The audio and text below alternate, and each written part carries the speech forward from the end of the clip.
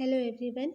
Today in this video we will study topic about finding out about cities, stories, travelers, sculptures and archaeology. Means नगर क्या कहती हैं कहानियाँ यात्रा विवरण मूर्ति कलाएं और पुरातत्व and this topic is about of our history chapter vital villages thriving towns.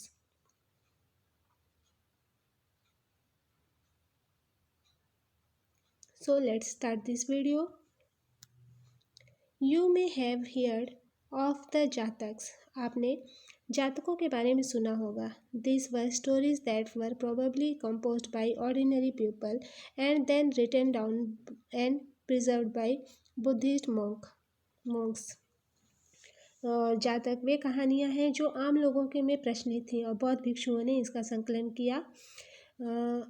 Here is part of जातक story which tells us how a poor man gradually become rich. यहाँ एक जातक कथा दी गई है जिसमें यह बताया गया है कि एक जो पुअर मैन है, गरीब निर्धन व्यक्ति है, किस तरीके से धीरे धीरे धनी बन जाता है. So this is a story of the clever poor man.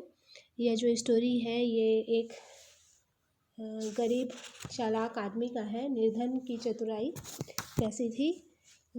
Once upon a time there was a clever poor young man who lived in a city. His only resources was a dead rat. He started off by selling it for a coin to a hotel for their cat. यह एक शहर में एक गरीब युवक रहता था. उसके पास एक मरे चूहे के अलावा कुछ भी नहीं था. उसने उस चूहे को एक सिक्के में एक भोजनालय वाले को बिल्ली के लिए बेच दिया. Then one day there was a storm. The king's garden was littered with branches and leaves, and the gardener was at a loss as to how to clear the mess. The young man offered to clean the garden if he could keep the wood and leaves. The gardener agreed at once. और फिर एक दिन बड़ी जोर की आंधी आई. राजा का बगीचा टूटी टहनियों और पत्तों से भर गया.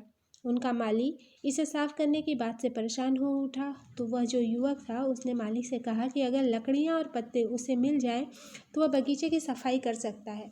तो माली तुरंत मान गया. The young man rounded up all the children who were playing with an offer of sweets for every sticks and leaf that they could collect. In no time every scrap had been neatly piled near the entrance. Just then the king's potter was on the lookout for fuel with which to bake his pots, so he took the whole lot and paid the young man for it. तो फिर जो युवक था वो उसने पास खेल रहे बच्चों को यह कहकर इकट्ठा कर लिया कि हर टहनी और पत्ते के बदले उन्हें एक एक मिठाई मिलेगी. तो देखते ही देखते उन्होंने बगीचे से एक एक तिनका चुनकर गेट के पास इकट्ठा कर दिया. तभी उधर से राजा का कुम्हार बर्तनों को पकाने के लिए ईंधन की तलाश में गुजरा. तो उसने पूरे ढेर को खरीद लिया और इस तरह युवक के पास कुछ और पैसे हो गए. Our young man now thought of another plan. अब वह जो युवक है उसने एक और योजना बनाई. He carried a jar full of water to the city gate and offered water to 500 grass cutters. They were pleased and said, "You have done us a good turn. Tell us, what can we do for you?" तो फिर उसने योजना बनाई कि एक बड़े बर्तन में पानी भरकर वह नगर के द्वार पर गया और वहाँ उसने घास काटने वाले 500 लोगों को पानी पिलाया. तो उन लोगों ने खुश होकर कहा कि तुमने हमारे लिए इतना अच्छा काम किया, बताओ अब हम तुम्हारे लिए क्या कर सकते हैं. तो ही replied, "I will let you know when I need your help." तो उसने कहा कि मैं आपको यह तब बताऊंगा जब मुझे आपकी सहायता की ज़रूरत होगी. He then made friends with a trader. फिर उसने उसके बाद एक व्यापारी से दोस्ती की. One day the trader told him, "Tomorrow a horse dealer is coming to town with 500 horses." Hearing this, our young man went back to the grass cutters. He said, "Please give me a bundle of grass each, and don't sell your grass till mine is sold." They agreed and gave him 500 bundles of grass. फिर एक दिन उस व्यापारी ने, वो जो युवक है उसने एक व्यापारी से दोस्ती की. तो फिर उस एक दिन वह व्यापारी उस युवक से बताता है कि कल एक घोड़े का व्यापारी 500 घोड़ों के साथ सहरा में आ रहा है. तो यह सुनकर जो युवक है उन घास काटने वालों के पास जाता है और कहता है कि कृपया आप सब मुझे एक एक घास का गट्ठर दें और अपनी घास तब तक मत बेचें जब तक मेरी न बिक जाए. तो उन्होंने उसे घासों के 500 गट्ठर दे दिए, क्योंकि वो 500 लोग थे, 500 लोगों को पानी पिलाया था ना, तो 500 गट्ठर उसे मिल गए. तो जब घोड़े के व्यापारी को कहीं घास ना मिली तो उसने इस युवक की तो when the horse dealers could not buy grass anywhere else, he purchased the young man's grass for 1,000 coin. फिर जब उस घोड़े का जो व्यापारी था उसको कहीं भी घोड़ों के लिए घास न मिली तो उस घोड़े के व्यापारी ने इस युवक से घास 1,000 सिक्के में खरीद लिया. तो इस प्रकार से उस जिसके पास एक मरे हुए चूहे के अलावा कुछ भी नहीं था, वो 1,000 सिक्के में का अब मालिक बन चुका था. तो इसीलिए इस जातक कथा का नाम रखा गया है कि एक निर्धन की चतुराई. सो यहाँ पे हमने एक जातक कथा को स्टडी किया. नेक्स्ट हम अपने जो पॉइंट था कि finding out about cities, stories, travellers, sculptures and archaeologist, ये आगे बढ़ते हैं. We can use other kinds of evidence to find out about life in some of these early cities. और प्राचीन नगरों के जीवन के बारे में हमने कुछ अन्य स्रोतों से पता चल सकता है. Sculpture, carved scenes depicting peoples lives in towns and villages as well as in the forest. शहरों, गांवों या फिर जंगलों के जीवन से जुड़ी घटनाओं को मूर्तिकार कलात्मक ढंग से उकेरते थे.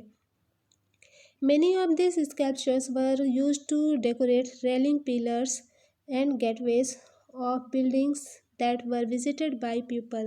और इन मूर्तियों को ऐसी इमारतों की रेलिंग, खंभों या प्रवेश द्वार पर सजाया जाता जहां लोग आते थे. Many of the cities that developed from about 25 years ago were capitals of the Mahajanpadas that you learned about in chapter 6. As we had seen, some of these cities were surrounded by massive fortification walls. Chapter 6 में जो हमने chapter 6 में हमने बहुत सारे शहर, महाजनपदों की राजधानी के बारे में स्टडी किया था. इनमें से कुछ शहर परकोटे से घिरे होते थे. जैसा कि आपकी बुक में एक इमेज दिया गया है पेज नंबर 91 में, उसे देखने पे पता चलता है कि अनेक शहरों में एक जो वलय रूपी कूप होते थे, और ये कूप जो होते थे ये In many cities, archaeologists have found rows of pots or ceramic rings arranged one on top of their. These are now as ring wells. तो बहुत सारे शहरों में आर्कियोलॉजिस्ट को वलय रूपी कूप मिले हैं, और ये जो वलय रूपी कूप होते थे ये This seems to have been used as toilet in some cases and as drains and garbage dumps. These ring wells are usually found in individual houses. और ये जो रिंग वेल्स होते थे ये गुसलखाने, नाली या फिर कूड़ेदान के लिए यूज़ होते थे. और ये जो रिंग वेल्स हैं जिन्हें गोलाकार मतलब कुआं कहा जाता है, ये लोगों के घरों में अक्सर हुआ करता था. We hardly any remains of palaces, markets or of homes of ordinary people. महलों, बाजारों या आम घरों के अवशेष बहुत बहुत ही कम मिले हैं. Perhaps some are yet to be discovered by archaeologists, or other made of wood, mud bricks, and that many may not have survived. और महलों, बाजारों या आम घरों के अवशेष बहुत कम मिले हैं और संभवतः लकड़ी, मिट्टी व कच्ची ईंटों या छप्पर से बने होने के कारण ये ज़्यादा समय तक टिक ना पाए हों. और इन फ्यूचर जो पुरातत्वविद हैं इनकी खोज कर सकते हैं. Another way of finding out about early cities is from the accounts of sailors and travelers who visited them. One of the most detailed account that has been found was by an unknown Greek sailor. He described all the ports he visited. और प्राचीन शहरों के बारे में वहाँ गए नाविकों या तथा यात्रियों के विवरण से भी पता चलता है. और ऐसा ही एक विस्तृत विवरण किसी अज्ञात यूनानी नाविक का है. जिन जिन जगहों पर यह जो अज्ञात यूनानी नाविक है वह बंदरगाहों पर गया उन सभी के बारे में उसने लिखा है. सो यहाँ पे आपका जो आज इस वीडियो में हम आज का जो टॉपिक स्टडी कर रहे थे, finding out about cities, stories, travellers, sculptures and archaeologies, इसका एक पार्ट कंप्लीट होता है. I hope that you have understood well what was thought in today's video. Next topic of this chapter we will study in our next video. Thank you for watching.